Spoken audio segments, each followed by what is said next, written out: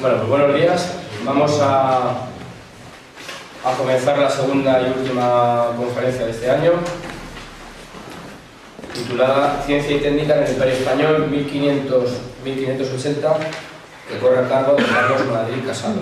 Carlos Madrid nace en Madrid en 1980, es doctor en Filosofía y licenciado en Matemáticas por la Universidad Complutense de Madrid. Desarrolla su actividad en un instituto y colabora con la universidad. Tiene, con sus obras, he tenido que hacer aquí una labor de poda salvaje porque si no estaríamos toda la mañana citando sus trabajos. Pero bueno, aquí por decir algunos, pues tiene artículos publicados en el Catoblepas, el Basilisco, la Revista de Occidente, la Revista Internacional de Filosofía, la Revista Española de Física, la Gaceta de la Real Sociedad Matemática Española, la Revista de Investigación y Divulgación de la Universidad Autónoma de Madrid, algunas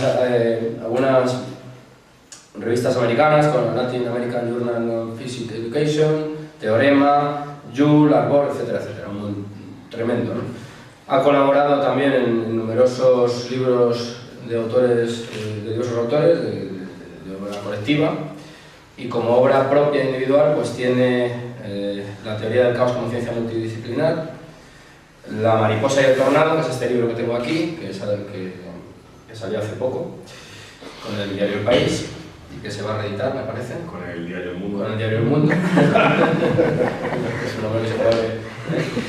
Y bueno, pues tiene ya preparada y entregada a la imprenta para una futura publicación una biografía titulada Laplace, el Newton de la Francia revolucionaria, que supongo que será de gran interés como todo. También es columnista del diario El Imparcial, lo que pasa que a partir de un artículo que hizo en el que criticaba la política educativa de Esperanza Aguirre, parece que esa labor se va a espaciar. De momento se mantiene a cero desde entonces. Ha participado en numerosos congresos y ponencias y seminarios, pues en Gijón, con la Fundación Gustavo Bueno, en la Universidad de Salamanca, con la Universidad de La Rioja también, con la de Zaragoza, con la Menéndez Pelayo, con la de Madrid, con la Valladolid, con el Ilustre Colegio de Oficiales de Médicos de Madrid, con el Instituto Lázaro Cárdenas en colaboración con la Embajada Mexicana también muchas veces, y con el Centro Riojano, del que aquí tenemos alguna distinguida representante. Entonces, con todo esto, nos damos paso a la conferenciante y vamos a ver qué nos cuenta. En primer lugar, antes de nada, dar gracias a la organización encarnada aquí en Iván Vélez por invitarme al lugar. La ciencia y la técnica en el Imperio Español, 1500-1800. Lo primero que me gustaría aclarar es que cuando puse el título, la verdad es que puede parecer un título excesivamente provocativo. Provocativo por dos razones. La primera, ideológicamente, por aquello de encima poner en el Imperio Español, ¿no? Puede parecer una cosa ya ofensiva. Y lo segundo, si uno pasa de puntillas por esa primera razón, la segunda sería decir, ciencia y técnica, pero es que hubo ciencia y técnica en el Imperio Español y encima en esas fechas. Es decir, este título se puede poner porque estamos aquí en el lugar. Si con el mismo título yo intentase presentar el mismo contenido, a lo mejor en vez de unos encuentros donde hay una cierta libertad, en unos encuentros universitarios, posiblemente hubiera tenido que cambiarlo. Se me hubiera sugerido desde la organización que era bueno haberlo cambiado. ¿Por qué eso? Si uno rastrea los orígenes de este tipo de cuestiones, se encuentra con lo que se ha denominado la polémica de la ciencia española. Esa polémica arranca en una primera fase, tiene varias fases calientes y unas fases más frías. La primera fase es en 1782. Cuando en la Enciclopedia Metódica se publica un artículo por Masson de Mobiliers titulado ¿Qué se debe a España? La respuesta era prácticamente que no se debía a España nada, y en lo que eran las cuestiones científicas y técnicas, menos aún. Inmediatamente este artículo tuvo la respuesta de dos insignes académicos. Por un lado, el abate Cabanillas, desde París, responde que España sí que ha hecho aportaciones científicas y técnicas, y cita a Jorge Juan, que en aquel tiempo era miembro de la Real Academia de Ciencias de París. Por otra parte, el abate de Nina, desde la Academia de Berlín, realiza otra respuesta que nos da la otra vía. Una vía es la que toma Cabanillas, es decir, sí que ha habido ciencia y técnica en el Imperio Español y estos son los diferentes nombres o hitos del camino. La respuesta que da el abate de Nina es: vale, no hubo ciencia y técnica, pero es que España ha aportado grandes literatos, artistas, pintores, etcétera, etcétera. Es la otra respuesta que vamos a ir encontrando continuamente. Bien, una tercera, posterior, es la oración apologética que se publica en España de Forner, que va también un poco en la línea de Nina, es decir, que España quizás no ha estado en la vanguardia de la ciencia y de la técnica, pero sí de la filosofía, de la literatura, etcétera, etcétera. A esta primera fase se suma una segunda que ya no aparece en el siglo XVIII, sino que va a aparecer en el siglo XIX, y aparece marcada dentro de la lucha entre los liberales y los tradicionalistas. Sí hay que marcar con una fecha, afinar con una fecha, 1866. Echegaray, el matemático e ingeniero que acabaría siendo ministro de los gobiernos liberales de final de época y luego premio Nobel de Literatura en 1906 por su obra El Gran Galeoto, publica, al ingresar en la Academia de Ciencias, un discurso en el cual asume totalmente la leyenda negra y viene a decir que prácticamente España no ha aportado nada en ciencia y técnica, y que si no lo ha hecho y no ha aportado es precisamente por culpa de la Inquisición. Y esa es la cita.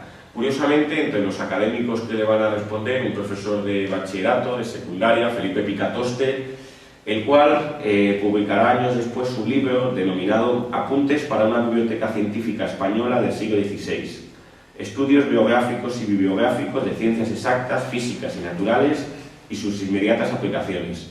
Este libro, si ustedes tienen interés, está en PDF por una universidad canadiense, está colgado, está en español y se puede leer. Y en el libro es una colección entera donde se te van situando todos los libros que él ha descubierto, Picatoste descubre, y por cierto, no era tradicionalista, era un propio liberal que estaba haciendo la respuesta a Echegaray, diciendo que España sí que en el siglo XVI fue una potencia también científica y técnica.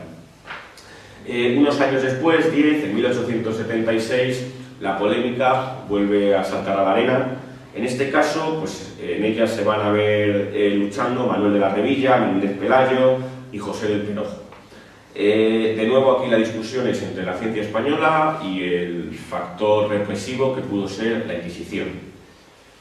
Esa polémica prácticamente con la llegada de la Edad de Plata de la cultura española y pues se va a olvidar. A día de hoy sigue estando muy presente, sobre todo por las conexiones que tiene con la leyenda negra. Pero hay que decir que hoy, en el año 2012, esos complejos atávicos no se los puede y se los debe quitar. Basta citar un hecho. En matemáticas somos el quinto país en producción mundial. En otras ciencias no, pero si en matemáticas somos el quinto país en producción mundial no debe ser por un defecto de nuestra raza o de nuestras cabezas. Será por otro tipo de cuestiones económicas o que no exista una adecuada política estatal planificadora a la hora de creación de laboratorios, etcétera, etcétera. Pero en matemáticas, que es una ciencia que tiene unas particularidades importantes, como son que los investigadores no necesitan grandes presupuestos, si somos quintos en producción mundial, es la prueba de que los españoles no somos capaces de producir en ciencia. Bien, teniendo en cuenta esto, lo primero que habría que decir es que esta polémica, la polémica de la ciencia española, que está en el inconsciente colectivo y que es lo que puede hacer que cuando uno titula una conferencia La ciencia y la técnica en el Imperio Español, pues sienta ciertos reparos, hay que comentar lo siguiente, y es que no se puede abordar si antes no se ventilan dos cuestiones anejas. ¿Cuáles son esas dos cuestiones que uno tiene antes que ventilar antes de poder meterse a estudiar la ciencia española entre 1500 y 1800? Pues son fundamentalmente las siguientes. La primera, ¿qué es la ciencia? Es decir, para poder discutir si ha habido o no ha habido ciencia en España, si ha habido o no ha habido técnica, tenemos que tener por lo menos unas coordenadas. Eso requiere que hacer historia de la ciencia española requiere regresar a una filosofía de la ciencia. Es decir, primero hay que aclarar ciertos términos para poder superar luego los datos empíricos, el nivel meramente de decir Estos son los libros que se han publicado con sus fechas y sus ediciones. Si queremos luego construir a partir de ahí un cierto esquema, requiere regresar a la filosofía. Bien, aquí, pues, con muchísima brevedad, simplemente voy a acogerme, con partes naturales, a la teoría de la ciencia del materialismo filosófico, a la teoría del cierre categorial. Y vamos a señalar que existen 4 modulaciones o 4 acepciones de ciencia. 4 modulaciones que se pueden entender muy bien históricamente, cronológicamente. Primero estaría la ciencia como saber hacer, cuyo escenario sería el taller y que está muy próxima a la técnica. Sería, por ejemplo, el arte del herrero o el arte del zapatero. Ahí tenemos una muestra, ¿no?, por ejemplo, del arte del herrero. En segundo lugar, posteriormente a este primer escenario científico, surge en un lugar muy determinado, como es la Grecia clásica, una segunda acepción de ciencia. Sería la idea de ciencia como un sistema de proposiciones verdaderas derivadas de principios. El escenario de esta segunda acepción de ciencia no va a ser el taller ligado a la técnica, va a ser la academia. El ejemplo es la academia platónica y la referencia que podemos tomar es la geometría griega y en general todas las ciencias deductivas matemáticas que van a venir a partir de ahí. Varios cientos de años después va a surgir, en el siglo XVI, XVII, XVIII, una tercera acepción de ciencia. Esas son las ciencias positivas, que es tal y como las entendemos a día de hoy. Esas ciencias positivas ya no tienen como escenario ni el taller del herrero, ni la academia de los geómetras griegos. Van a tener como escenario el laboratorio, que es lo que entendemos a día de hoy por las ciencias positivas. Ejemplo paradigmático, la física y la química.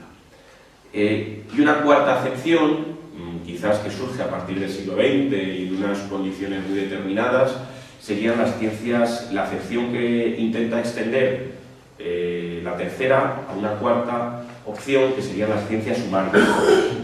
Intentar que la historia, la política, etcétera, también son ciencias, que en algo se parecen también a sus compañeras la física y la química. Pues bien, la ciencia que vamos a tomar como referencia obligada es la de la tercera acepción. Esa tercera y revolucionaria acepción que nace en ese periodo que se ha venido a denominar, aunque habría mucho que matizar, revolución científica, es la que nos interesa.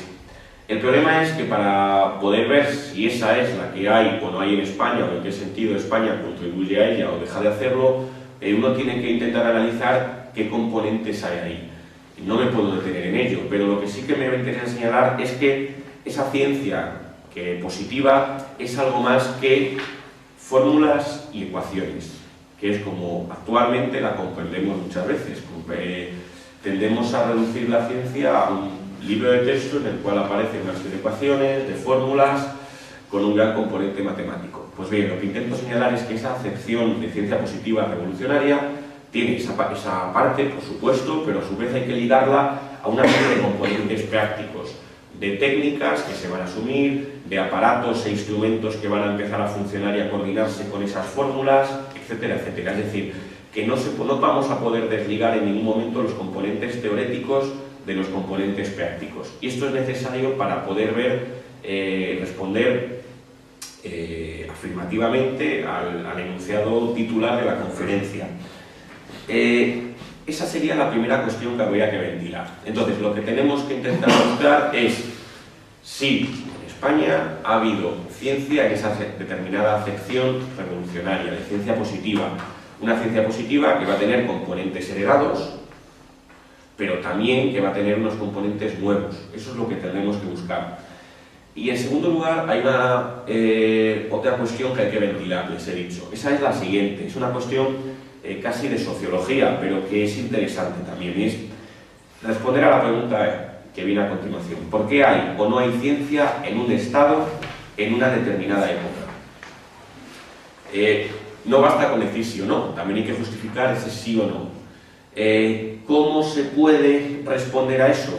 Pues bien, voy a intentar simplemente aquí acogerme a título de propuesta, pero que se puede reelaborar, a las tesis de un sociólogo de la década de los años 30, aunque luego muy longevo, porque el libro al que me voy a referir lo publica en esa época, pero tiene muchos trabajos posteriores, que es Robert K. Merton. Merton es uno quizás de los fundadores de la sociología de la ciencia, y su gran libro, que es Ciencia y Tecnología en la Inglaterra del siglo XVII, intenta averiguar por qué en un estado como la Inglaterra puritana apareció la ciencia.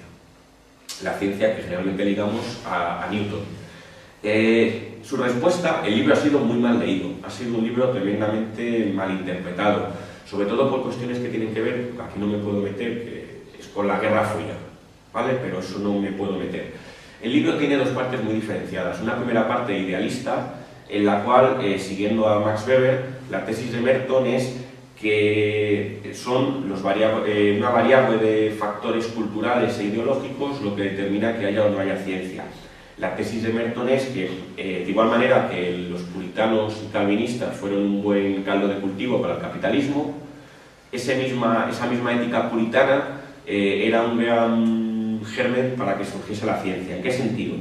Pues que los países protestantes, al valorar mucho la utilidad, como el éxito como signo de la gracia, pues iban a valorar la ciencia por lo que tenía para favorecer el éxito comercial, el éxito mercantil. Y al mismo tiempo, la propia ciencia era una especie de glorificación de Dios en la naturaleza. O dicho de otra manera, la ciencia, y es el hecho como lo entendía Newton, era una especie de teología por otros medios.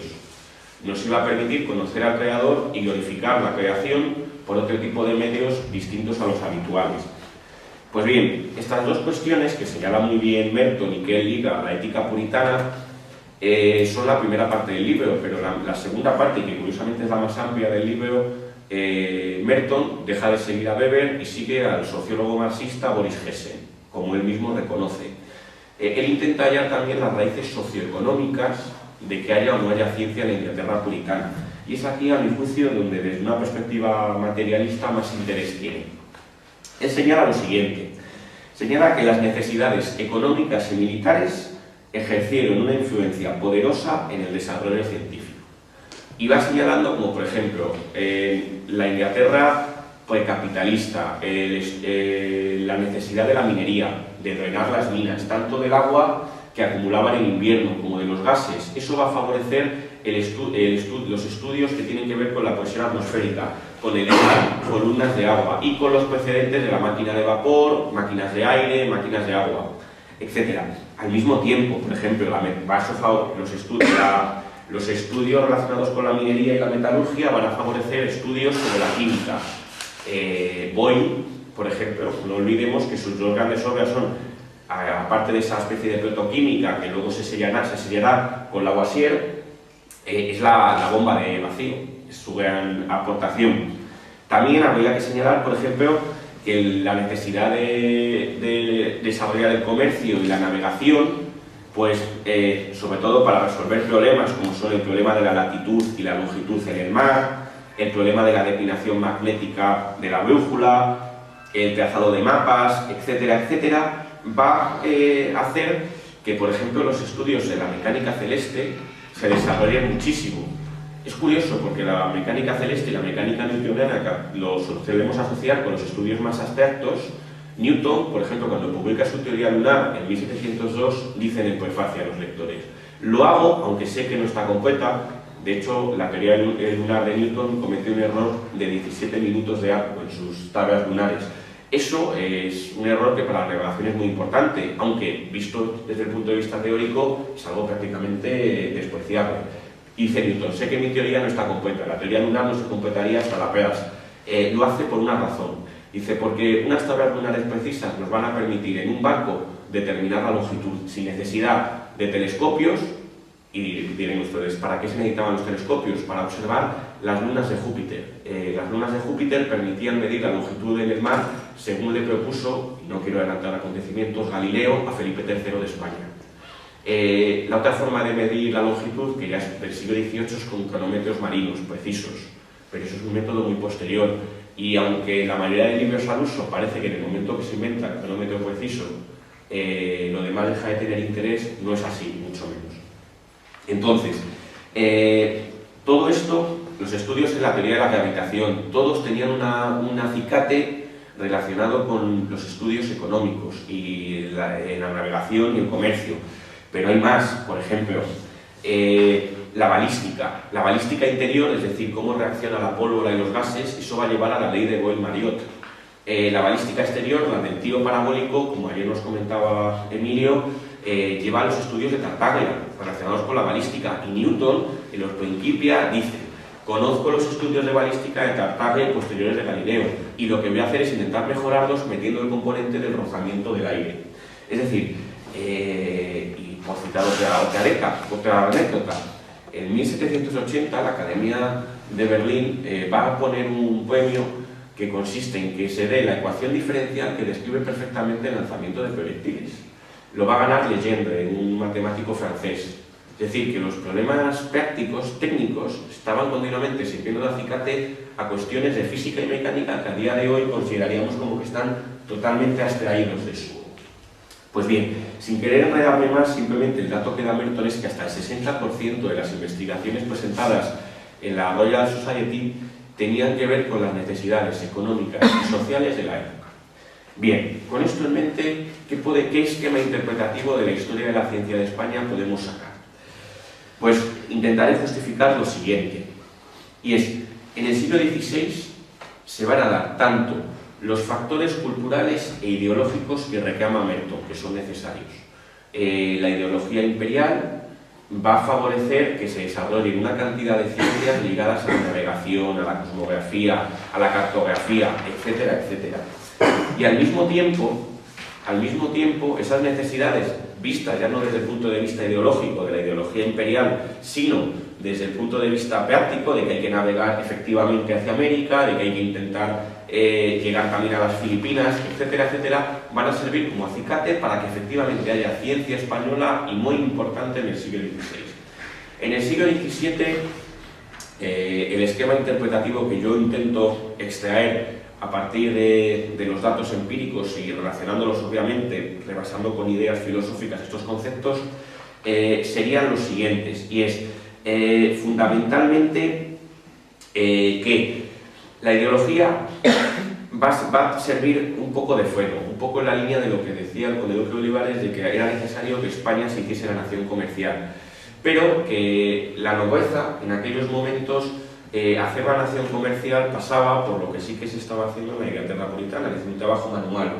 La nobleza no es que necesariamente estuviese ligada a la picaresca, como a veces tenemos la idea, sino que sus trabajos no eran los trabajos manuales, eran trabajos más ligados a política, militares, etcétera, etcétera. Eso pudo servir de obstáculo, y a su vez el principal va a ser la coyuntura económica de decadencia, que va a impedir que en el siglo XVII España pueda continuar con ese auge científico que sí que había tenido en el XVI, asumiendo todas las nuevas cosas que van a pasar en ese siglo.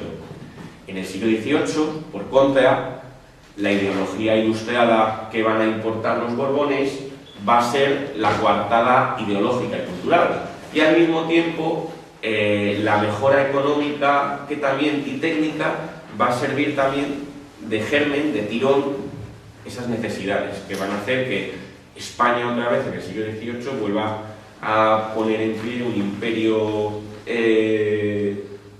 pues con América, etcétera, con viajes, con expediciones, etcétera, muy importante. Entonces, ese es como si dijéramos las tres etapas que quiero pasar a analizar ahora brevemente, teniendo en mente, ya digo, esta especie de esquema.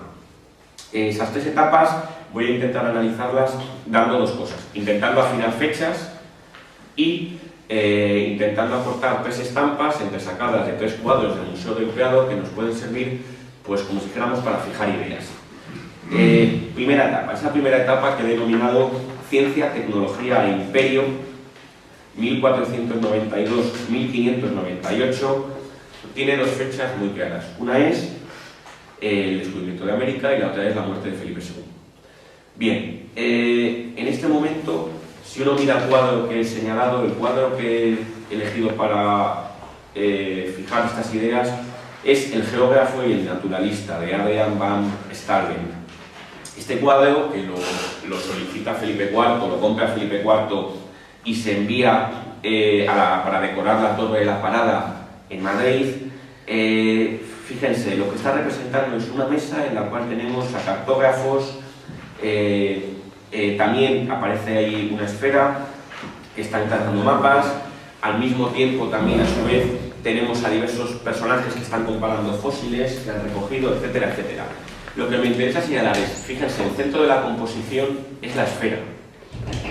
Precisamente, la esfera va a ser quizás la gran aportación española del siglo. Lo intentaré decir con una cita que me gusta bastante de Juan Valera. Juan Valera dice lo siguiente: si la ciencia moderna, si la moderna filosofía hubieran de marcar el día de su origen, esta nueva era no empezaría el día en que Bacon publicó su Novum Organum, ni el día en que salió a la luz el método de Descartes, sino el 7 de septiembre de 1522, día en que Sebastián Elcano llegó a Sanlúcar de Barrameda en la nave Victoria. Ese día, Magallanes y Elcano habían completado la circunnavegación, es decir, la vuelta al mundo. Era la primera vez que una teoría que venía desde los griegos, la teoría de que el mundo era una esfera, era comprobada empíricamente.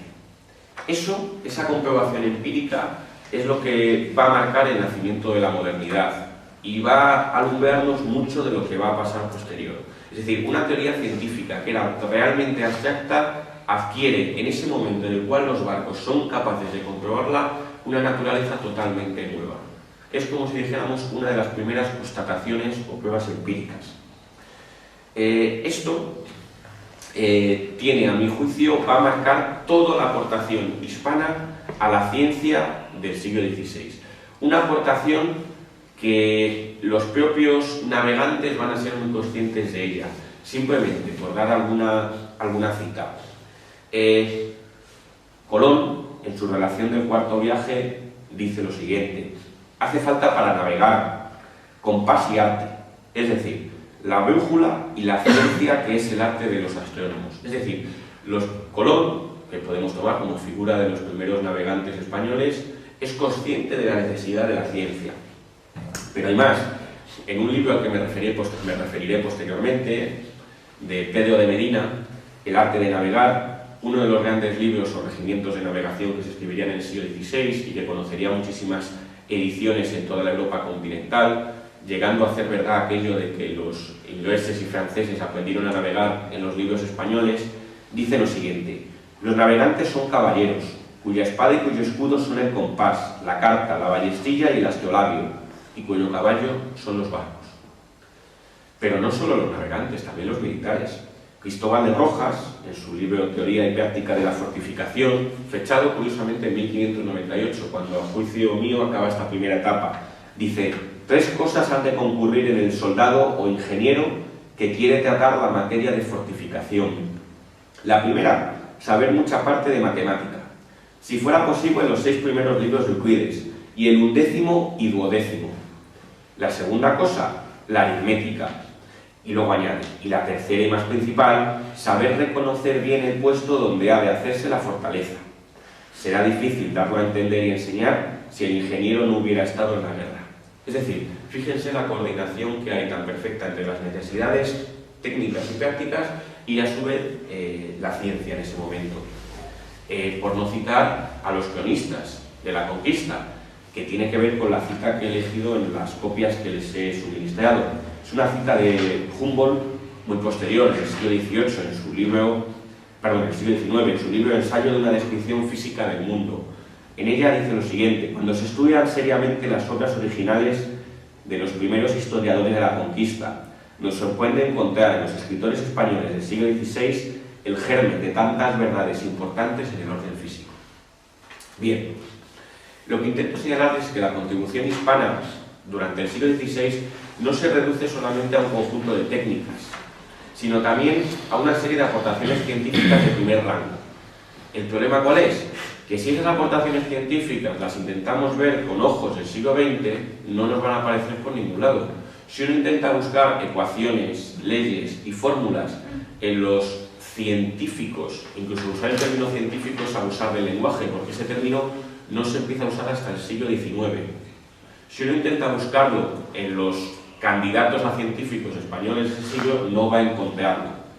Sin embargo, si uno asume una teoría de la ciencia alternativa, como la que yo he intentado plantearles, en la cual los teoremas científicos no son teoremas que se reduzcan al plano teórico, sino que también requieren conectarse con el mundo, con la realidad empírica que nos rodea. Entonces, sí que vamos a encontrar teoremas en este sentido materialista en las obras de los científicos, ya digo, del siglo XVI español.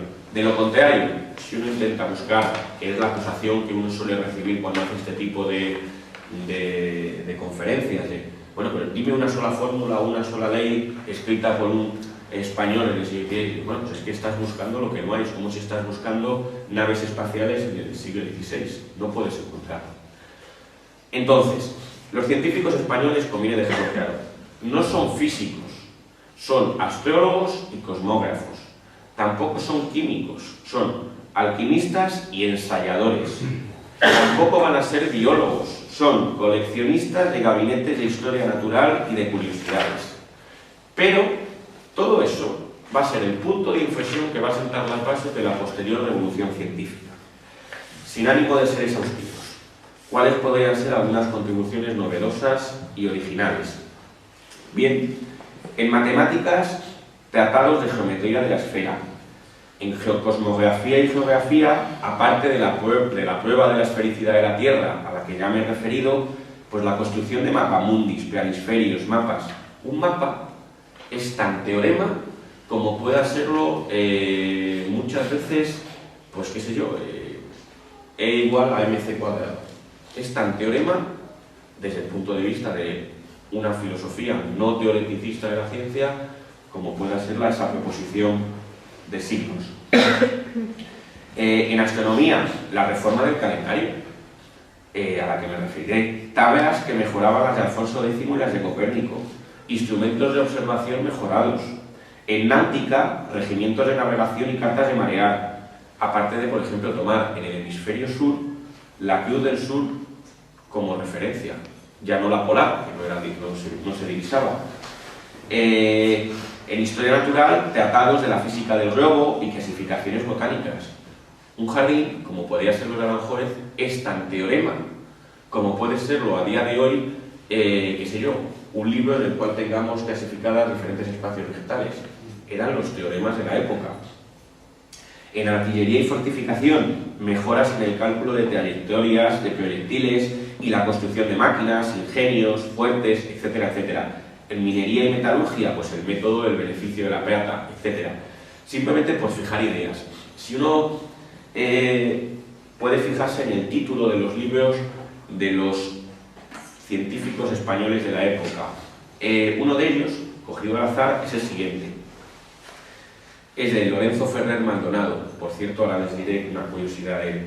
Está publicado en 1616, es un libro que tuvo bastante difusión y se llama así: Imagen del mundo sobre la esfera.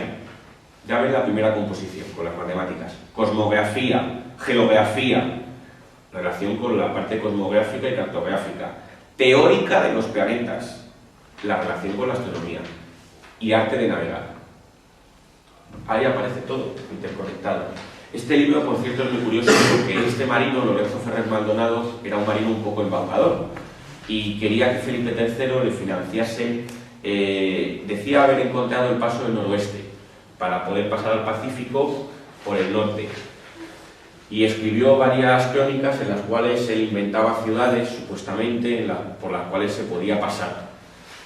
Nunca le acabaron de financiar las expediciones. Lo curioso es que la expedición Malaspina, 2 siglos después, lleva los trabajos de Ferrer Maldonado e intentan ver si efectivamente dan con la ciudad que había descrito, que era el paso noroeste.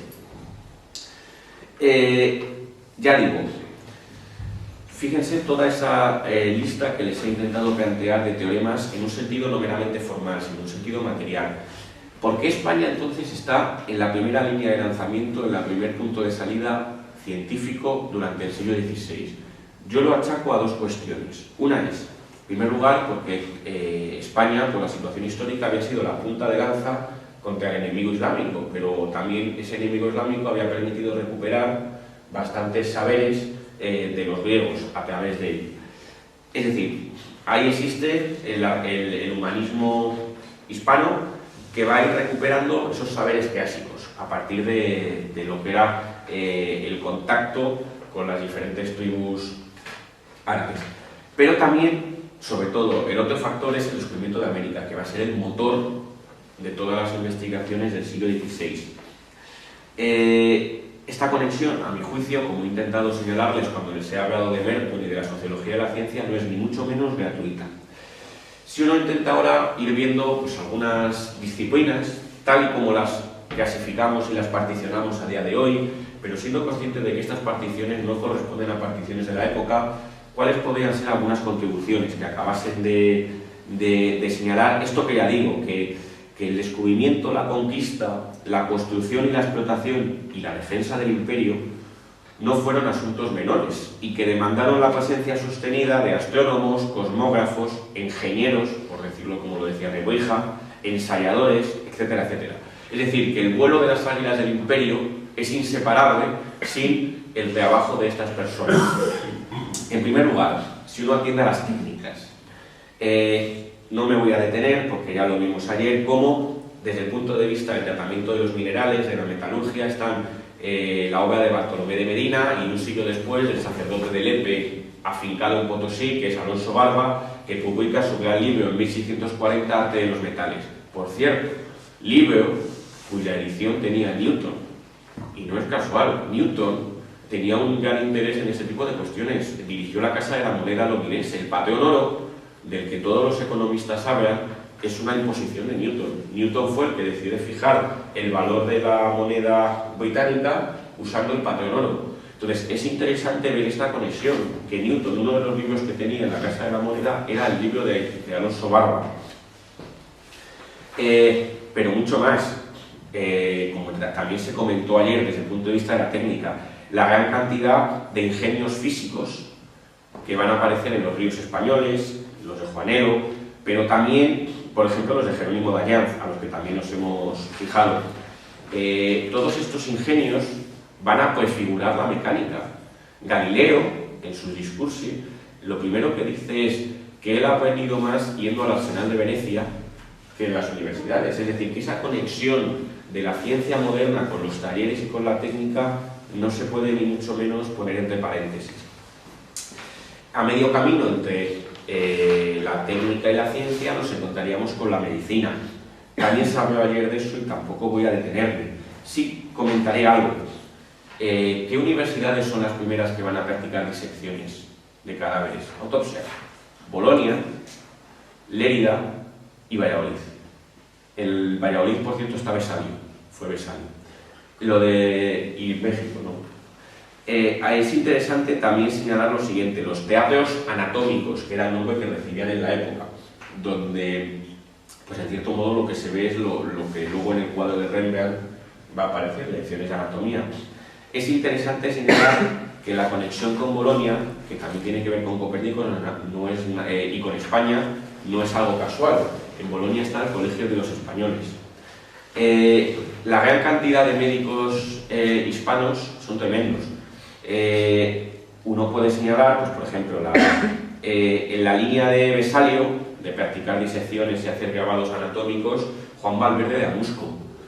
Juan Valverde de Amusco hace un libro como el de Besalio, el de Humanis Corporis Fabrica, en la cual los grabados son auténticas maravillas. De hecho, Miguel Ángel, en la Capilla Sixtina, el cuadro de San Bartolomé sabe que es el santo que se quita la piel, y está allí en la Capilla Sixtina sujetando. Es curioso, pero es igual que uno de los grabados que tiene Juan Valverde de Amusco. Amusco es un pueblo que está en Palencia, muy pequeñito. Bueno, existe la teoría de que puede ser que, interesado en la anatomía por la pintura, en algún momento hubiese llegado a conocer los grabados de Amusco, que tuvieron una gran difusión por Italia. Pues también una serie de médicos pues siguen la línea del galenismo, pues Andrés Laguna, que hace una reedición del Dioscórides, etcétera, etcétera. También toda la medicina nueva que va a venir de América. Ya se habló ayer de Nicolás Monardes. Nicolás Monardes, por ejemplo, que lo que va a hacer es, en su libro, el Códice Badiano, los códices de los aztecas donde hablan de medicina, aprovecharse de lo que saben los médicos indígenas y asumirlo, es decir, hacer una reconstrucción de ello. En cualquier caso, interesa señalar, ya digo, que existe una presencia sostenida también de médicos.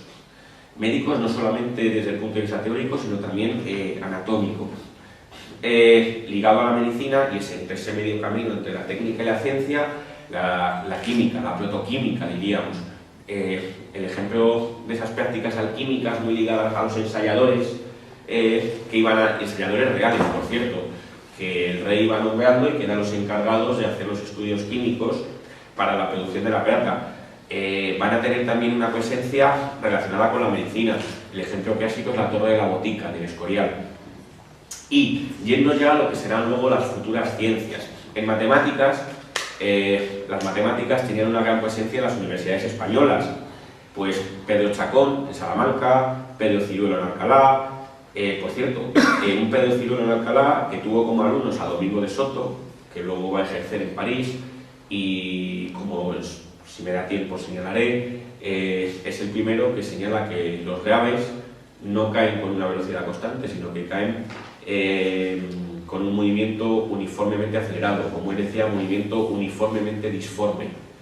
Domingo de Soto es leído por Galileo, quiere decir que Galileo no es una chispa que de repente se le ocurra, sino que en la escolástica, cierto, sin fórmulas, sin la composición con la parte matemática, nos vamos a encontrar con todo ese trabajo recuperado. Pero es que muy ligada a esta matemática universitaria va a estar la astrometría y la arquitectura. La fábrica de los reales sitios del Escorial, Reformas en el Alcázar, el Pardo, Aranjuez, etcétera, etcétera, va a requerir continuamente de juntas de matemáticos, de arquitectos, de ingenieros. El ejemplo clásico, pues sí, es el Escorial, con Juan Bautista de Toledo y Juan de Herrera, pero también los jardines de Aranjuez, que van a requerir, pues, por ejemplo, el trabajo de otros grandes matemáticos. Matemáticos que por Felipe II también serían comisionados para realizar, como se dijo en su momento, las relaciones topográficas de España. Pero me gustaría detenerme en que, paralelamente a la construcción del Escorial, se funda en España la primera Academia de Matemáticas moderna, que es la que va a presidir y quien escribe los estatutos, Juan de Herrera. Esa academia, que tendrá en un primer momento su sede en el Escorial, posteriormente pues, lo tendrá enfrente de las cercanías del Alcázar en Madrid, y que a finales del siglo, tras un momento en el cual el Consejo de Indias no es capaz de financiarla, será asumida por el Colegio Imperial, lo que actualmente es el Instituto de San Isidro, donde está situado actualmente el Instituto de San Isidro. Pues bien, esta Academia de Matemáticas, que contó entre con matemáticos portugueses, que Felipe II iba fichando, iba trayendo a la corte, estos matemáticos de palacio, ¿a qué se dedicaban? Pues interesa señalar que lo primero que hicieron fue traducir. Se traducen los libros de Euclides y se traducen, por cierto, no al castellano, sino al español. Si ustedes ven la traducción de Rodrigo Zamorano dice los 6 primeros libros de Euclides traducidos al español. No dice en ningún momento al castellano, aunque es cierto que en otras obras de la época se decía castellano, pero que el término español ya tiene allí su origen radical. Se van a traducir también las obras de Tartaglia, incluso de Copérnico. De Copérnico las traducirá Juan Cedillo, una parte. Todos estos matemáticos van a hacer una labor de formación de unas pequeñas élites. Lo que sucede es que, como trataré en la segunda etapa, no tendría una continuación la institución. Ligado a la cosmografía y a la náutica, la gran aportación hispana van a ser los regimientos de navegación, es decir, esos libros que nos van a permitir a media Europa ser capaces de aprender a navegar. Los dos más famosos, ¿cuáles son? Pues serían el Arte de Navegar, de Pedro de Medina, que ya les he citado, y el breve compendio de la esfera y del arte de navegar, de nuevo de la esfera, es decir, es la conexión de la teoría de la esfera matemática con las artes cosmográficas y náuticas de 1551. Y aquí, ¿cuál es la institución? Si en las matemáticas, la institución que uno tiene que tener en la cabeza es la Academia de Matemáticas fundada por Felipe II. En el caso de la cosmografía y de la náutica, la institución científica que va a permitir que no sea solo la ciencia española una especie de cabezas por ahí separadas, sino que hubiese una continuidad real durante el siglo XVI, es la Casa de Contratación de Sevilla. En la Casa de Contratación, que tenía la potestad de dar o no dar el título de la carrera de Indias, había varios puestos de cosmógrafos. Los cosmógrafos, según los estatutos, era el maestro de hacer cartas, astrolabios e otros ingenios de navegar. Allí iban a ejercer Alonso de Santa Cruz, Rodrigo Zambrano, que es el que traducirá, por cierto, los elementos de Euclides, y García de Céspedes, el padre García de Céspedes, que luego será llamada a la corte y participará en la Academia de Matemáticas. El padre García de Céspedes, por cierto, fue alumno de Jerónimo Muñoz, en Salamanca, donde mama el copernicanismo que usted enseñaba en Salamanca, porque en Salamanca, no se olvide, y en su momento ahora lo diré, se podía enseñar a Copérnico, mientras que, por ejemplo, en la Sorbona no, en España sí. Las constituciones de la Universidad de Salamanca dicen que se puede enseñar a Copérnico o el Almagesto al voto de los oyentes. Y de hecho Copérnico se estuvo enseñando hasta bien entrado el siglo XVII. De hecho está la famosa polémica, a la que luego me referiré, en la cual un agustino, Diego de Zúñiga, defiende las tesis copernicanas. Es cierto que por razones teológicas, pero ahí está. Es cierto que posteriormente el libro de Zúñiga fue condenado, pero se enseñaba. Gómez de Céspedes va a hacer una de las mejores tablas copernicanas de la época, usando el sistema de Copérnico. Pero más cosas. En la Casa de la Contratación estaba el Padrón Real. El Padrón Real era el mapa que con las determinadas... Cuando un navegante español volvía de América tenía que informar. Esos informes, esas relaciones, las relaciones geográficas, permitían, como si dijéramos, ese teorema que era el mapa extendido de la mesa, irlo perfeccionando, irlo continuamente enganando con lo que se iba sabiendo de las diversas zonas del mundo. Pues bien, eso es un fruto de España. Por dar más datos, el famoso libro en el cual Bacon, el canciller Bacon, piensa y alumbra la nueva ciencia, que es la Gran Restauración, en ese libro la portada son 2 columnas de Hércules. Esa portada la toma el canciller Bacon de un libro de García de Céspedes publicado unos años antes.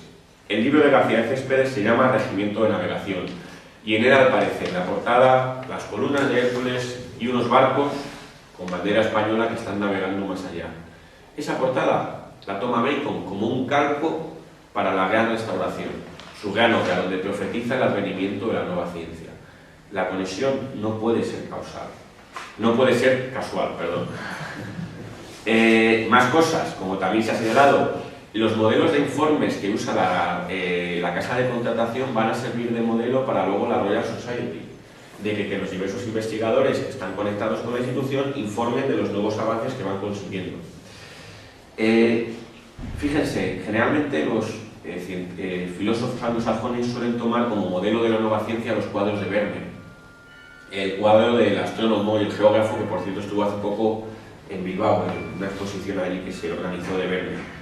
Si uno describe lo que está viendo allí en ese cuadro, lo que se está describiendo es lo mismo que hacía un cosmógrafo hispano del siglo XVI. El lugar de trabajo del cosmógrafo real era principalmente su propia casa. Una amplia mesa ocupaba gran parte de una estancia no muy grande, bien iluminada por la luz que entraba por un gran ventanal. Sobre la mesa, varios mapas y cartas de marear abiertos y extendidos al lado de otros enrollados. Casi en el centro, los útiles de dibujo compartían lugar con diversos instrumentos matemáticos, como compases, reglas y planisferios. Al lado, un par de relojes de arena de distinto tamaño, una aguja imantada y una piedra para cebar. Unos anaqueles en las paredes almacenan distintos astrolabios, niveles y ballestillas, y algunos, pocos, volúmenes, casi todos manuscritos, con tratados sobre la esfera, unos elementos de Euclides, unas tablas de efemérides y los regimientos de navegación más conocidos.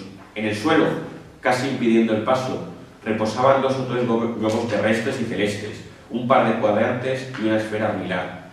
Eso, que es lo que se ve en el cuadro de Verne, es lo mismo que estaban haciendo los cosmógrafos hispanos. Velázquez también va a representar la profesión en un cuadro que se llama El Geógrafo, el cual no está en España, está en el Museo de Rouen, en Francia.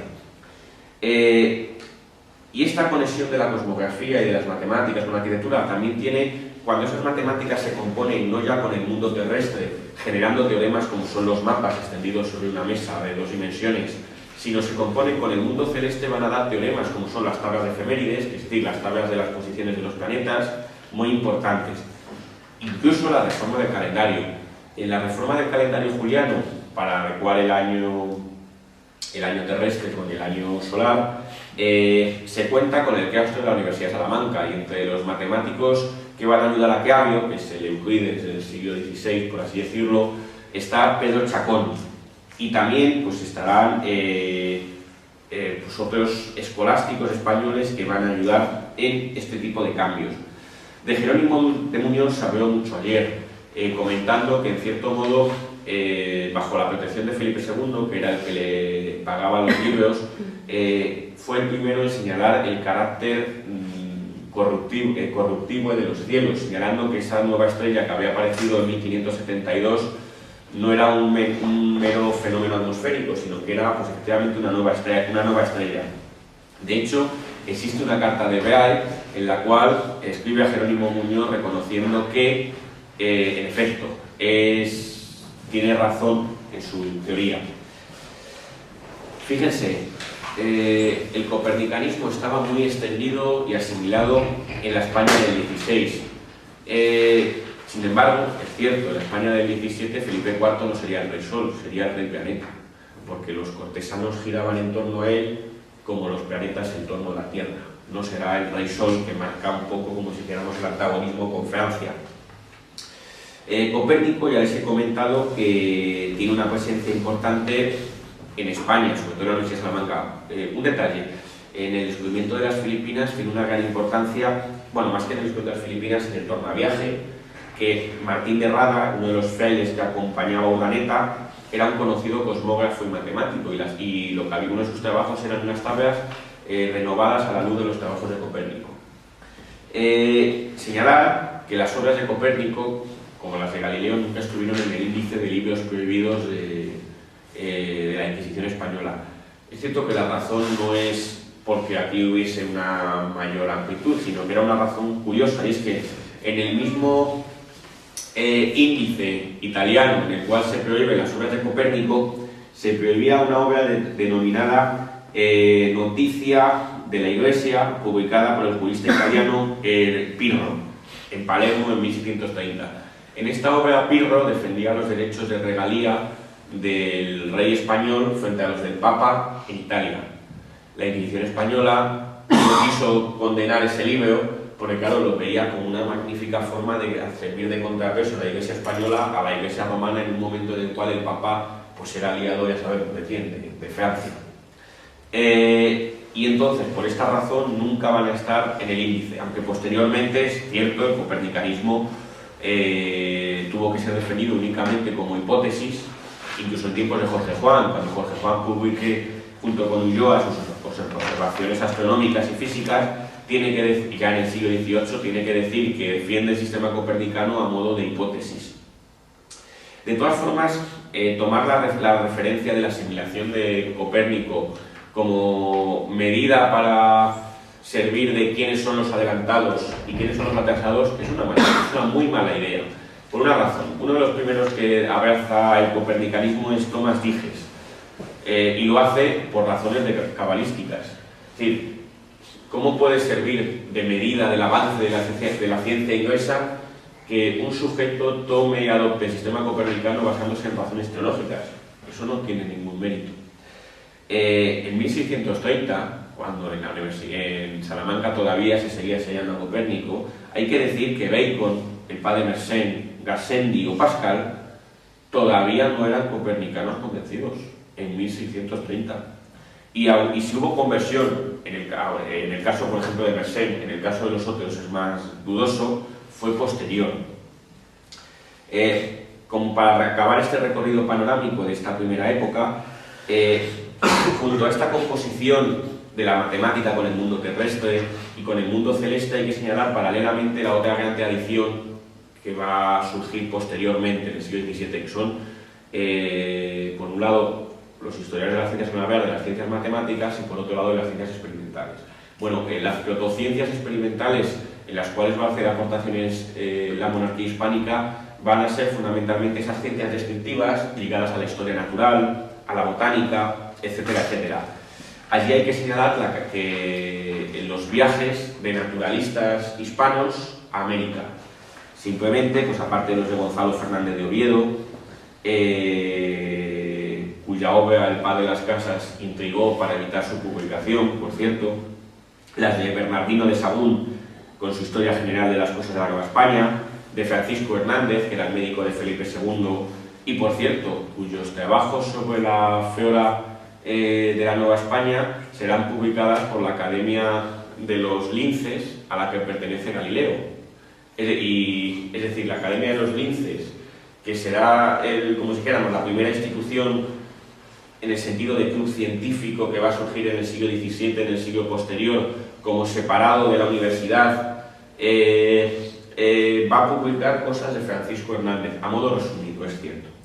Y también, por supuesto, hay que citar la obra de José de Acosta, del padre Acosta, su Historia Natural y Moral de las Indias, donde Humboldt, a la cita que les he comentado antes, señala que es donde mejor se encuentra ahí la física del globo, es decir, el estudio de las condiciones, por ejemplo, de la altura con la temperatura y con los modos de vida, etcétera, etcétera.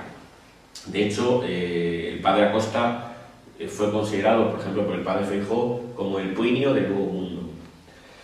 Fíjense, si uno tiene que echar un vistazo entonces a la ciencia española y la técnica del siglo XVI, yo creo que lo que habría que decir es que no solamente hubo, sino que fue de las más potentes de toda Europa.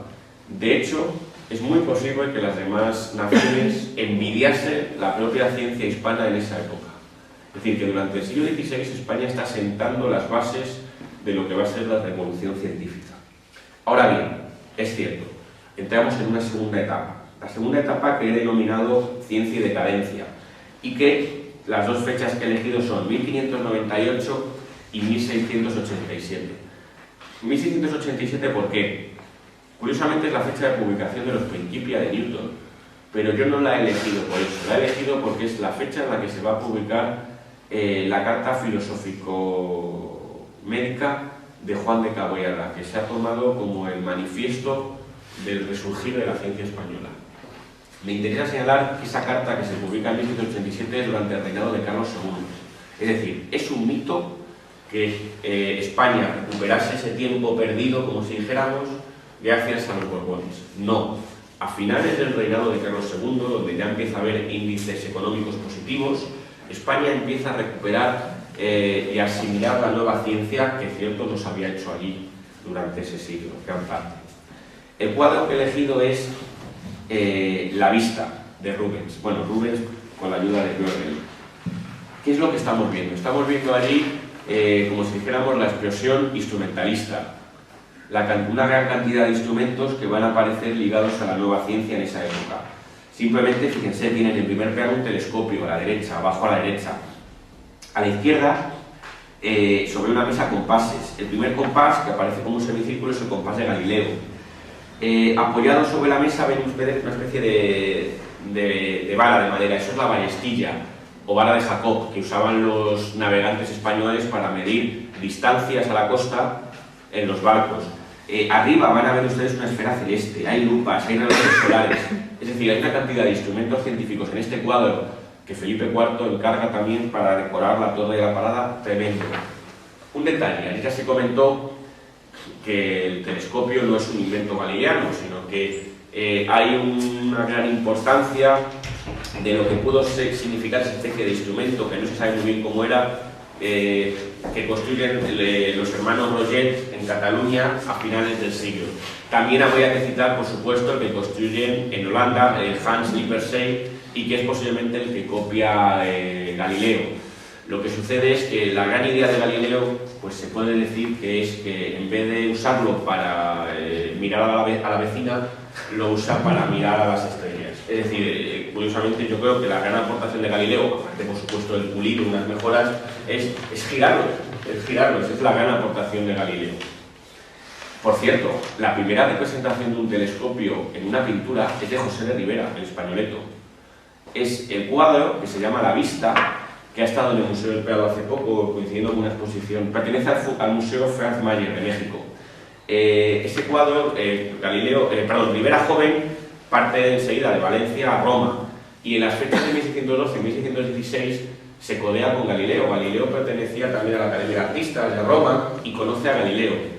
Y lo que pinta en el cuadro de la vista es a un hombre con una nariz ganchuda, que quiere hacer referencia a que nariz ganchuda y gestos y unos ojos saltones, como que tiene la vista, que tiene capacidad para mirar, con un telescopio en las manos. Ese telescopio que está pintando es el que regala Galileo al Papa en esas fechas. Y es la primera representación, por lo menos donde yo alcanzo a saber, de un telescopio en la pintura, hecha por un español. Interesa también señalar, pues que, ya que estamos con Galileo, he señalado la conexión de Galileo con Domingo de Soto en la formulación de la ley de caída de los gases, es decir, que hay una influencia de la ciencia española del siglo anterior en los que son los fundamentos de la mecánica, pero también que, por ejemplo, Galileo va a concurrir y en algún momento, si no hubiera tenido obligaciones pues con los duques de Florencia, es muy posible que hubiese aceptado un puesto que se le ofreció para venir a España a trabajar. El método que propone Galileo para medir la longitud, a partir de un concurso que sacó a la luz Felipe III, porque uno de los grandes problemas de España era, pues, primero, delimitar los límites con el Tratado de Tordesillas con Portugal y fijarlos de una vez por todas, tanto en el Atlántico como en el Pacífico. Eso requería medir la longitud, no por estima, como se hace habitualmente, sino con métodos fiables. Los cronómetros marinos son muy posteriores. ¿Qué métodos usaban? Las tablas lunares eran muy imprecisas, incluso hasta con Newton posteriormente. Galileo se le ocurre, ya digo, usar los satélites de Júpiter para medir la longitud, con unas buenas tablas. El problema es que en alta mar uno no puede ponerse a observar con la suficiente precisión las lunas de Júpiter por el movimiento. De hecho, uno de los instrumentos que más va a mejorar la navegación en el siglo XVIII va a ser el sextante. El astrolabio que usaban los españoles para medir no la longitud, que simplemente se estimaba, sino la latitud. El astrolabio toma dos referencias. Una es la estrella a la que se está mirando y la otra es el propio observador. Un observador que se está moviendo. Eso hace que las medidas fallen. El sextante, con el juego de espejos que tiene, no es una referencia exterior y la interna, sino que son dos referencias exteriores. Y eso es lo que hace que el sextante suponga en el siglo XVIII un avance brutal con respecto al astrolabio. Interesa señalar, ya digo, que Galileo, por cierto, cuyas obras en parte en el libro del Mensajero Sideral van a ser traducidas al español por Daza y Valdés y publicadas, señalando todo lo de las fases de Venus, va a ser publicado en español en Sevilla, pues en el libro Uso de los anteojos, de 1623 de Benito Daza Valdés. Pero la coyuntura sociopolítica de decadencia, a mi juicio, va a explicar que esa ciencia hispana que había tenido un gran auge durante el XVI no mantenga ese nivel de desarrollo o ritmo. Es complicado, este es un tema ciertamente que hay muchos factores y variables en juego y cuesta delimitar cuáles pudieron afectar o no. Yo creo que sí que afectaron. Pero claro, la crítica que uno puede hacer es, pero si fue el siglo de oro, que es la crítica de Menéndez Pelayo. Ahí lo único que uno hace, ¿cómo es posible que si es el siglo de oro de la pintura y de las artes, no al mismo tiempo eso no tuviese un paralelo en la ciencia? Bueno, yo creo que la capacidad expansiva de España durante el siglo XVI alcanza su máximo. Es decir, eso puede hacer que el acicate que había sido durante el XVI, el motor, pues bajase de revoluciones. Eso es lo primero. Y aparte, la coyuntura económica de esa decadencia puede hacer que unos fondos que son finitos no encuentren pues la misma financiación para otras actividades lejanas a la pintura. ¿Quiere eso decir, la pintura, el arte, etcétera? ¿Quiere eso decir que es que no había genios para científicos o que había algún tipo de problema biológico en los españoles para hacer ciencia durante el siglo XVII? No, lo que sucede es que yo creo que el número de genios, o sea, las explicaciones que uno debe dar del siglo XVII español no son biológicas, sino que son sociales. ¿En qué sentido? No es que no hubiera genios científicos, sino el número de genios que nacen en cualquier país viene a ser prácticamente igual, similar, incluso suponiendo que tenga algún sentido hablar de genios. lo que sucede es que la impronta social, los vectores, lo que los orienta hacia una actividad u otra. En el siglo XVI bien pudo orientarles hacia el auge imperial, hacia la expansión. En el siglo XVII, posiblemente esos individuos más sobresalientes pues se vieron ligados a una fuente de fondos, como eran los reyes, que a donde había dinero pues para la construcción del Palacio del Buen Retiro, etcétera, etcétera. Y eso pudo tener ahí un peso, pues el hecho de que haya un Velázquez, un Murillo, un Zurbarán, etcétera, etcétera, pero no eran figuras parecidas en las otras ramas. Sin embargo,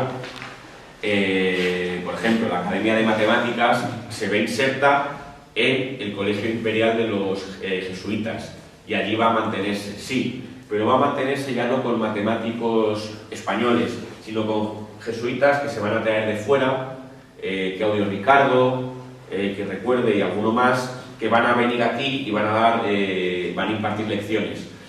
Aparte, estos comprarán instrumentos fuera, instrumentos que a día de hoy están conservados, pues la mitad en el Museo del Instituto San Isidro y la otra mitad en el Museo de Ciencia y Tecnología, y de hecho llevan el nombre de estos jesuitas del siglo XVII español, foráneos. Esto va a hacer, ya digo, que lo que es en la península el interés científico decaiga por estas cuestiones socioeconómicas. Sin embargo, hay que decir que en América, ni mucho menos. En América, en la fundación temprana de universidades, simplemente Santo Domingo en 1538, la Nueva España en 1551, en Perú también en 1551, va a hacer que se establezcan también cátedras de cosmografía, y de igual manera que había cosmógrafos mayores en la Casa de la Contratación, va a haber cosmógrafos mayores en la Nueva España y cosmógrafos mayores en el Perú. Y va a haber una gran cantidad de científicos que van a ir apareciendo en América, pues desde Carlos de Sigüenza y Góngora, Francisco Ruiz Lozano, Fray Diego Rodríguez, etcétera, etcétera. Y grandes obras tecnológicas como, por ejemplo, el de Sauer del Valle de México en 1637, una obra hidráulica que marca sin duda un punto álgido de lo que podríamos llamar la ciencia y la técnica novohispanas. Con esto llegamos a esa fecha de 1687, a esa tercera etapa con la que he intentado recoger estos 3 siglos. Esa tercera etapa, que abarca más de un siglo, es la que yo he englobado bajo el enunciado titular de la ciencia española ilustrada, 1687-1808. ¿Qué imagen he seleccionado? He seleccionado un cuadro de Jean Ranc, que era el pintor francés que se trae Felipe V, de Carlos III estudiando botánica. Carlos III niño estudiando botánica. Y fíjense, ahí está rodeado también de plantas y de un animal exótico, pues traído de América, en la cual el rey pues aparece allí demostrando su interés por este tipo de actividades. A mi juicio, este cuadro simboliza muy bien ese resurgir ilustrado y borbónico del siglo XVIII. Ahora bien, no caigamos en ese mito borbónico y francés que se les ha proyectado sobre la historia de España. ¿Cuándo empieza a volver a ser impulsado los estudios científicos en España? Pues a partir, ya digo, de la publicación en 1687, la misma fecha de la publicación de los Principia, de la carta filosófico, médico y química de Juan de Cabrera. Este médico, que recibía el nombre como sus colegas de novatores. Los novatores era un término despectivo que usaban desde las universidades para desprestigiar a esa serie de personas interesadas en una serie de actividades científicas que estaban imitando lo que había pasado unos 50 años antes en Italia, reunirse en pequeñas tertulias y grupos ajenos a la universidad, compartiendo allí investigaciones. ¿Quiénes se pueden citar en ellos? Bueno, aparte de estos novatores, incluyen personajes ya más mayores de edad, como son Juan de Caramuel, y también ligado al Colegio Imperial de los Jesuitas, el padre Zaragoza. El padre Zaragoza, que en sus grandes aportaciones destaca en matemáticas, anticipa un teorema matemático que se conoce, sin embargo, como relaciones geométricas de Ceva, pero que ya aparece formulado en una obra del padre Zaragoza. Y el padre Zaragoza pasa también por ser supuestamente copernicano, puesto que en uno de sus libros más famosos, titulado Esfera en Común, Celesti Terráquea, de 1675, entre ellos un curioso matemático también que se llama Tomás Vicente Tosca. Este Tomás Vicente Tosca va a escribir un compendio en 1700 y muy poco, que va a conocer ediciones en francés, en alemán y en inglés, y se va a usar en muchísimas universidades para enseñar las matemáticas de la época, entre ellos el cálculo de fusiones y el cálculo de Leibniz. Es curioso que este compendio en España no conoció mucho éxito, fue traducido y usado como libro de texto en matemáticas en muchísimas universidades. También fue traducido al italiano. Y también pues está, por ejemplo, los trabajos de Antonio Hugo de Homeric,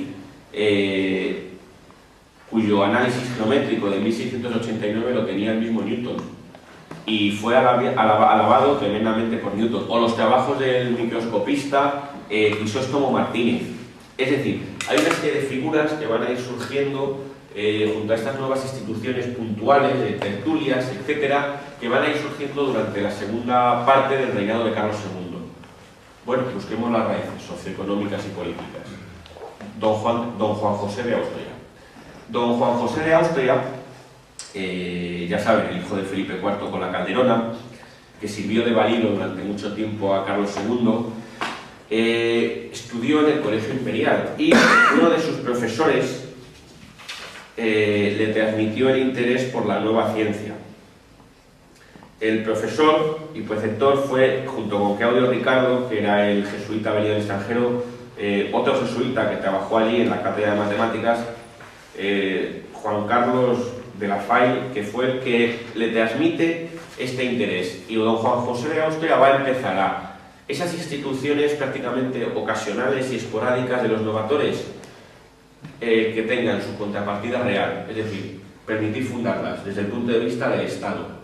Bien, ¿cuál es la primera de ellas? La primera de ellas es la que se funda gracias a la insistencia de Juan de Cabrera en su carta filosófica, que es la Regia Sociedad de Medicina y otras Ciencias de Sevilla, 1700. Paralelamente se van a fundar, por ejemplo, en Bruselas, la Academia de Matemáticas de Bruselas, pues sume, y de hecho se puede ver en su página web, de que su antecedente está en la Academia Militar y de Matemáticas que fundan los españoles a finales del siglo XVII. En 1688-89, los ingenieros militares españoles que están ahí destinados fundan en Bruselas una academia de matemáticas. Esa academia pervivirá hasta 1713, que es el momento en el cual España pierde esas posesiones. Entonces se cierra. 20 años después se va a volver a abrir. La abrirán los propios habitantes de allí, ya alejados de la influencia hispana. Pero curiosamente la van a abrir sintiéndose herederos de la tradición española. Es curioso que el modelo de esa Academia de luego Ingenieros Militares de Bruselas será copiado por la Real Escuela de Ingenieros Militares de Messiers, que es la que va a formar a los grandes ingenieros militares de la Revolución Francesa, donde es curioso, ejercería pues, el que fue ministro de Marina, el que firma, que eso poca gente lo sabe, que el que firma como jefe del gobierno en funciones la ejecución de Luis XVI en la Revolución Francesa es el matemático Gaspard Monge. Es él el que la firma. Era ministro de Marina, trabajaba en la Escuela de Ingenieros y firma como jefe del gobierno en funciones esa decapitación. Por cierto, un Monge cuyo se dio a conocer con un problema que no parecería de ciencia, que era el problema de la desenfilada, que consistía en, dada una fortificación que queremos proteger de los disparos enemigos, qué clase de muros hay que construir delante para que se tape. Él aplica la geometría descriptiva a eso y consigue dar una demostración. Y eso le da el puesto de profesor. Pero fíjense, un problema totalmente conectado con necesidades prácticas, el problema de la desenfilada. Bien, con la llegada de los Borbones, este impulso que ya había empezado con los últimos años del reinado de Carlos II va a seguir hacia arriba. La Real Escuela de Matemáticas de Barcelona, fundada en 1710 por José Casari. La Escuela de Guardiamarinas de Cádiz, 1717, donde posteriormente Jorge Juan, en 1752, montaría el primer observatorio astronómico. Bueno, la Real Academia de Bellas Artes de San Fernando, etcétera, etcétera. A lo largo del siglo los Borbones van a ir construyendo una serie de instituciones que van a permitir el desarrollo científico y eso nunca se debe olvidar, que hay que permitir alcanzar el gran nivel al que rozó la ciencia española ilustrada. Ejemplos más, pues el Colegio de Artillería de Segovia, donde Luis Prus formularía la ley de las proporciones definidas, una ley que va a servir de base a la química moderna. Por cierto, un Prus, es curioso cómo funciona la leyenda negra. Se suele decir en muchos libros de texto que vino a España huyendo de la Revolución Francesa. Bien, yo cogí las fechas y resulta que trabaja para la sociedad de amigos, Sociedad Vascongada de Amigos del país español. Claro. Curiosamente, empieza a trabajar con eso en la década de los 70. Yo decía, caramba, si todavía no había revolución. ¿Y cuándo viene al Real Colegio de Artillería de Segovia? 1781. Y yo decía, caramba, yo juraría que la Revolución Francesa es del 89. Es decir, que eso es mentira. Y informándome más, ¿cómo viene Prus a España? El conde de Aranda, embajador en París, va a Lavoisier, por cierto, jefe de los recaudadores de impuestos, y al mismo tiempo del Arsenal de París, encargado de la pólvora y del salitre. De nuevo, el teoreticismo aquí falla absolutamente. Y le dice, ¿qué químico nos podemos llevar a España? Y le recomiendan al joven Luis Prus. Y Prus se viene a España.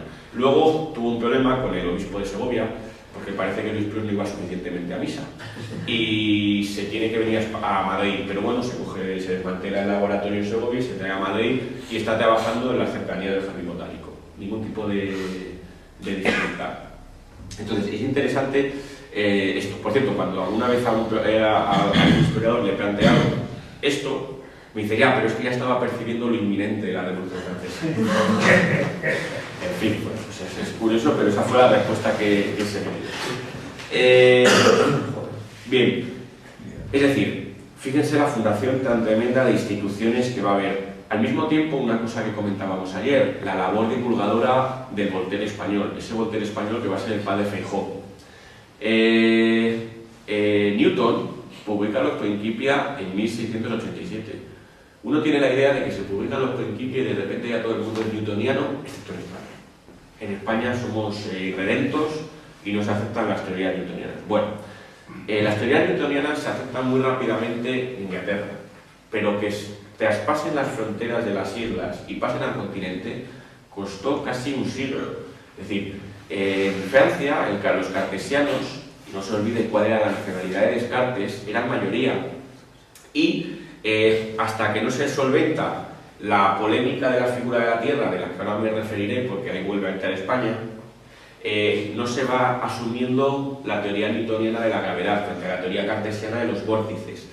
Uno de las que hace más porque se empieza a admitir es Voltaire con sus cartas filosóficas. Ayer miramos que las cartas filosóficas de Voltaire son de 1728. El Teatro Crítico Universal, primer tomo, es de 1730, es decir, la popularización de Newton, que también hace el padre Feijó, es prácticamente a las mismas fechas que Voltaire, con lo cual no hay un sistemático atraso. Otra cosa es, claro está, que, y ya me referiré, que la obra de Newton en España fuese asimilada y trabajada con suficientes recursos, lo cual ahora voy a matizar qué es lo que falló. Interesa señalar, ¿cuándo se acepta entonces la teoría de Newton en Francia? Los cartesianos pensaban que la Tierra tenía figura de melón, es decir, achatada por el ecuador y estirada por los polos. Newton había predicho que un cuerpo en movimiento sometido a la fuerza de la gravedad está al revés, tiene forma de sandía, achatado por los polos y más engrosado por el ecuador. Se organizan dos expediciones, una a Laponia por el Maupertuis y Queiroz, y otra al Virreinato del Perú. La organizan Luis Godín, que por cierto, este astrónomo, para ganarse la vida mientras estuvo en el Perú, decide ocupar la cátedra de cosmografía de la Universidad de Lima. Es decir, había cátedra de cosmografía en Lima y asume allí el puesto de profesor. Y bueno, Charles de la Condamine, que es el otro que la acompaña, y dos jóvenes guardiamarinas españoles, Jorge Juan y Antonio de Ulloa, que acompañan a la expedición. ¿Y dónde van a formarse? Y van a ser quizás las dos grandes figuras newtonianas de la España ilustrada.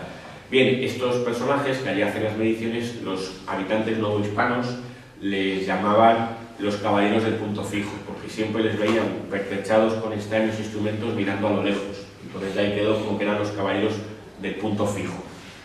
Bien, al volver, por cierto, Antonio de Ulloa sería nombrado miembro de la Royal Society, Jorge Juan de la Academia de Ciencias de París, y van a empezar a publicar una cantidad de trabajos importantísimos. Observaciones astronómicas y físicas de los reinos del Perú, de las cuales se deduce la figura y magnitud de la Tierra, relación histórica de viaje a la América Meridional, y el gran libro de Jorge Juan, El examen marítimo, de 1771. Un libro que fue considerado en la época mucho mejor que el de Euler. Euler, el gran matemático que pasa por ser el gran matemático abstracto, la mayoría de sus obras son obras prácticas ligadas a la construcción de fuentes. Por cierto, la construcción de fuentes, contaré, Euler, que tuvo problemas en los ojos y acabó ciego, estaba en la corte de Federico II, en Prusia. Y, bueno, como anécdota contaré que Federico II, pues, que era muy ilustrado, no le gustaba ese matemático suizo, que era encima católico beato y tenía la fe del caponero. Y cuando por fin consigue mandarle a San Petersburgo a Euler y lo cambia por Lagrange, dice, qué bien, me he quitado un matemático tuerto y he ganado uno con dos ojos. El caso es que a Euler le manda que construya fuentes, etc. Y Euler diseña las fuentes del Palacio de Sanssouci, que está, pues, al sur de Berlín, si no recuerdo mal. Estas fuentes las diseña Euler y son un auténtico fracaso. Y hay una carta muy graciosa de Federico II a Voltaire diciéndole vanidad de vanidades la geometría. Y entonces hace ahí la crítica, ¿no? Pero Euler en San Petersburgo va a seguir escribiendo continuamente sobre cuestiones de construcción de barcos, de hidráulica, etcétera, etcétera. Es decir, que no se puede separar nunca las producciones en aquella época entre matemáticos puros y aplicados. Estaban íntimamente ligadas. Pues bien, el examen marítimo de Jorge Juan supera al de Euler y va a ser el que se traduzca a diversos idiomas y sea muy usado en las escuelas de marinos de la época. Simplemente, junto a la expedición de Jorge Juan y Antonio de Ulloa, como segundos, es cierto, a América, van a surgir las expediciones ilustradas, intentando no solamente hacer ciencia de lo que es la parte de la península, sino también en América. ¿Qué expediciones ilustradas se pueden citar? Pues la de Ruiz y Pavón, fundamentalmente botánica, al Perú, la de José Celestino Mutis, también un copernicano, a la Nueva Granada, donde lo que va a hacer es, como si dijéramos, linealizar, en el sentido de aplicar las clasificaciones de Linneo a la flora y la fauna de la Nueva Granada. Y de hecho Linneo, que se carteaba con él, le dará su nombre a una planta, la mutisia, que se llama en honor pues, a José Celestino Mutis. Las expediciones también de Martín Sessé, para mandar pues flora y fauna al Jardín Botánico de Madrid, que se acaba de fundar, y quizás la de Félix de Azara con el Río de la Plata, y cuyas observaciones tendrán gran influencia en Darwin, como el propio Darwin reconocerá. Quizás la más interesante, pues una de las últimas, es la de Alejandro Malaspina. Malaspina, junto con José de Bustamante y Guerra, darán una vuelta al mundo, una vez más, durante el siglo XVIII, con dos corbetas, la Descubierta y la Atrevida, e irán realizando continuamente trabajos matemáticos, cosmográficos, cartográficos, astronómicos, de flora y fauna.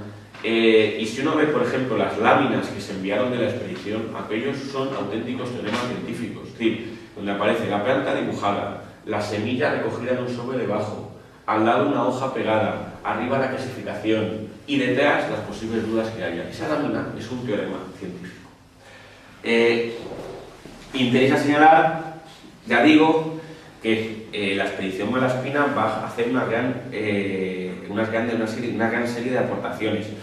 También, pues en la época, de nuevo, habría que señalar las aportaciones de los hermanos Eluyar, que viajarán a las minas de México y a las minas de Perú para mejorar los sistemas de extracción de la plata y que son famosos por haber descubierto y aislado el wolframio.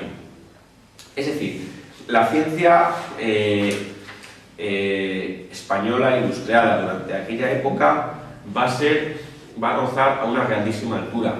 También se podría citar pues, una de las primeras expediciones filantrópicas, que es la de Balmis, que se tratará de, quizás curiosamente en una época en la cual Parece que el reinado de Carlos IV marcaba el final de todo, pero si se fue capaz de organizar en 1802 una expedición para vacunar a todos los habitantes hispanos del imperio de la viruela y así erradicarla. Balmis da la vuelta al mundo vacunando a los diversos virreinatos españoles. Por cierto, ¿cómo resolvieron el problema de transmitir el principio de la vacuna activo? Pues cogieron en La Coruña a 23 mozalbetes huérfanos, se la inyectaron al principio y en ellos pues lo iban llevando y así pudieron transportarla, porque de otra forma en el viaje pues seguramente se hubiera perdido. Es decir, interesa señalar, ya digo, el gran papel que hay, bueno, y un último detalle, y es que la corona española va a fundar la arqueología como ciencia. El descubrimiento de Pompeya y Herculano se realiza bajo el mandato de Carlos III, rey de Nápoles. En la Real Academia de San Carlos, en México, que va a fundar Carlos III, aparece algo que es tremendamente novedoso, y es que al lado de réplicas del Laoconte, del Apolo de Belvedere, van a aparecer esculturas amerindias. Es decir, la idea era en la Real Academia de San Carlos de México que hubiese una confrontación entre las dos culturas, que se estaban asumiendo como que eran el bagaje que estaba ahí. Y las primeras leyes de protección del patrimonio histórico las dictará Godoy. Es decir, existe ahí una ciencia ilustrada que rozó un gran nivel, aunque pocas veces se perciba. Finalmente, la ciencia también empezará a popularizarse. La mejor forma de popularizarla será las ascensiones en globo. Luis Prus organizará en globos no tripulados en el Escorial, y en Segovia organizará. La primera tripulada, pues será, una de las primeras con los nuevos globos que inventan los hermanos Montgolfier y que se prueban en 1783 en Francia, es la que al año después, copiando el mismo sistema de globos, va a organizar un ingeniero, Agustín de Betancourt, en los jardines del Palacio de Aranjuez. Está el famoso cuadro de Carnicero que muestra pues esa ascensión. Todo esto no se puede comprender si al mismo tiempo no se da cuenta de los grandes estadistas que rodearon a los reyes Borbones, pues desde Florida Blanca, Campomanes, Jovellanos, etcétera, que tenían una gran concepción por las ciencias útiles, que se decía. Bien, con esto llego a lo que es la conclusión de la conferencia. Una conclusión que quizás se puede señalar con que la ciencia española ha sufrido un proceso de guardianización.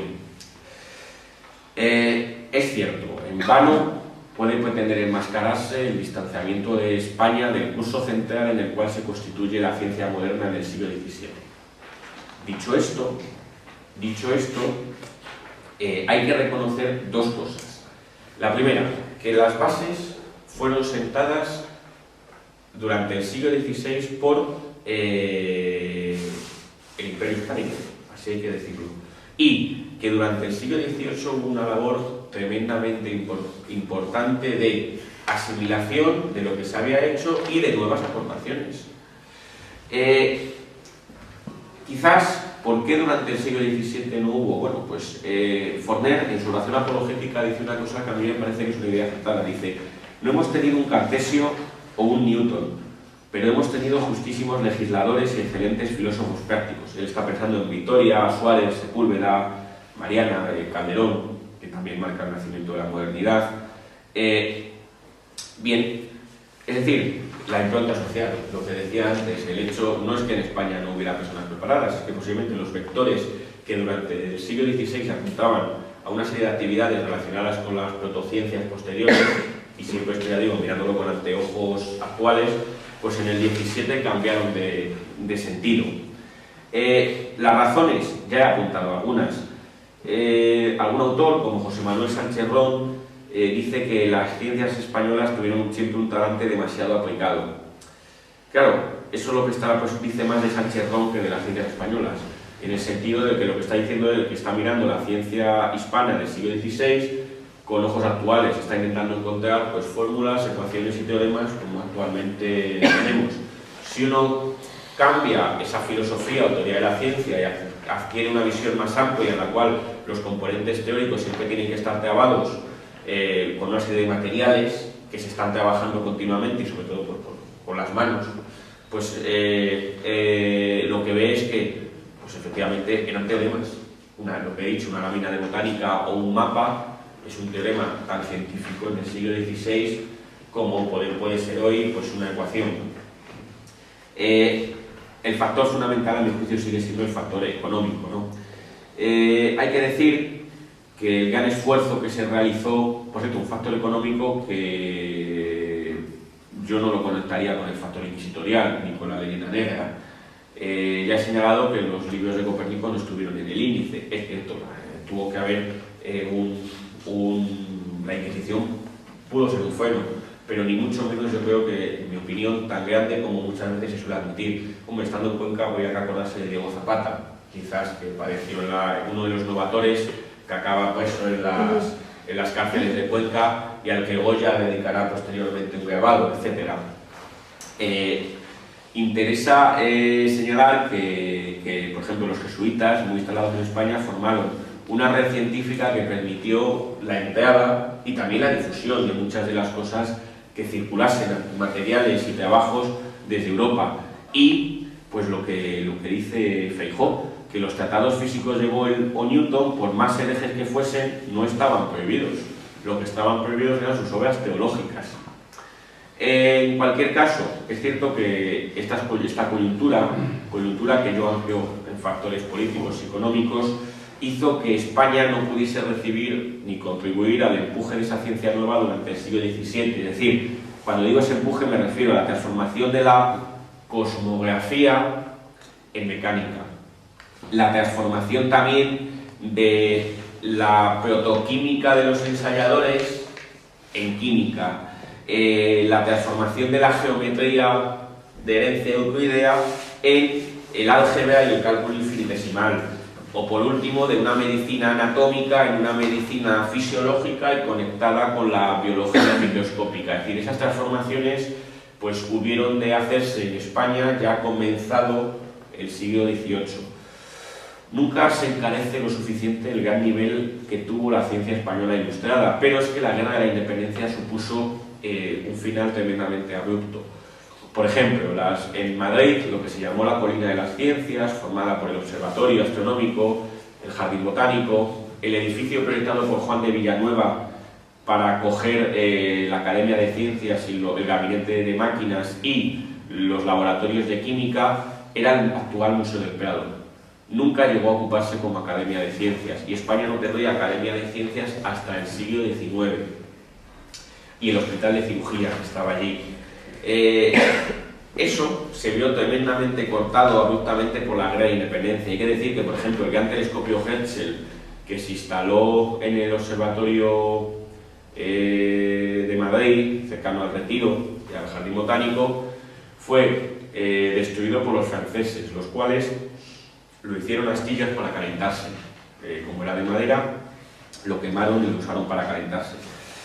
Ese tiempo, ese corte hubo de ser recuperado ya en el siglo XIX, pues sobre todo por la parte que corresponde a los grupos liberales, una serie de políticas que fueron las que sentaron las bases de esa edad de plata posterior, que marca el hecho de que pues se pudo recuperar perfectamente todo ese nivel científico atrasado durante el siglo XX, el primer cuarto del siglo XX. En cualquier caso, lo que sí que me gustaría concluir como idea fundamental en es que esa cuadernización que he trazado de la ciencia española en siglo XVI, siglo XVII y siglo XVIII requiere regresar a la filosofía necesariamente. Muchas gracias.